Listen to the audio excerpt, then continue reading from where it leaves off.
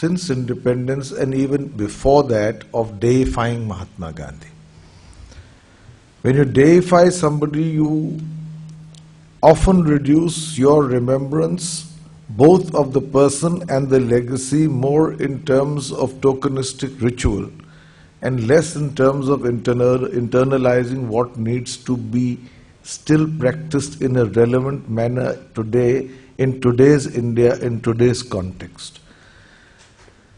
One example of the manner in which this is done is, I think 2 days ago, our Prime Minister, at what was described as a rock show in New York, said that Gandhiji stood for two things, Azadi or Swachhata.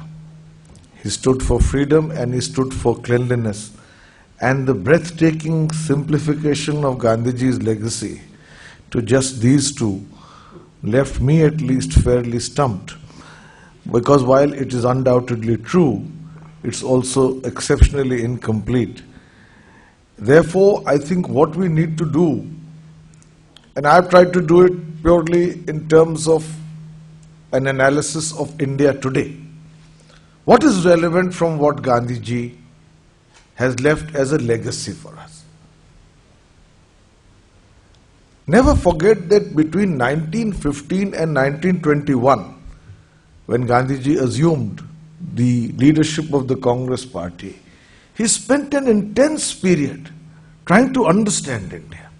He traveled, he observed, he saw that political freedom by itself is of course an important goal, but it's not complete only as its goal unto itself. That there are other changes that are required, that India must develop as a country and a society which has equity, which has fairness, which has equal opportunity, which allows a respect for people of different origins, which allows for plurality and a variety of other goals. But he observed it personally, internalized it before he assumed the leadership. Well, to begin with, I have to thank all of you for having me here, and a big... Yeah, okay. Draw the mic nearer. Is this fine? Yeah. Can you hear me now? Yes. Okay, well, to begin with, a big thank you to the Sarvodaya Trust for inviting me and making me part of this. I'm going to tell you what I think and my point of view. I can't necessarily say it represents all young people, but I can say it represents a large section of people and how they think.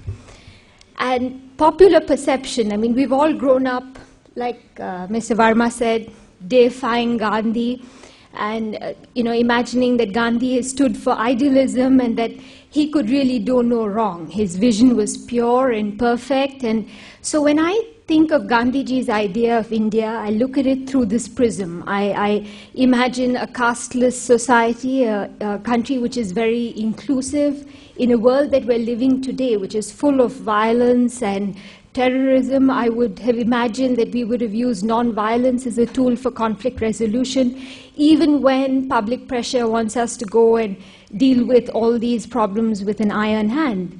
Where I would imagine that we would be in a world where gender equality is something that is ingrained in all of us. We celebrate the birth of a girl child. We, welcome different points of view.